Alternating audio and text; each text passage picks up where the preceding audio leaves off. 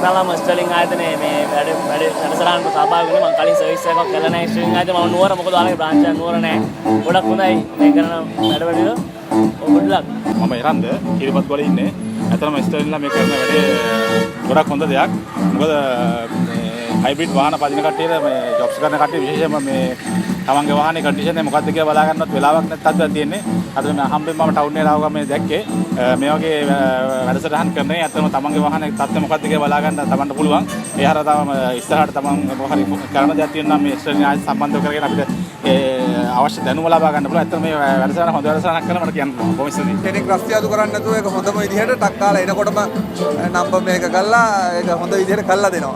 ඒක හරි මේ වටිනා දෙයක්. අර කෙනෙක් ඇවිල්ලා ලොකු පැය ගණන් මෙතන ඉන්න ඕන වෙන්නේ නැහැ. ඒක කාලේ වටිනවා.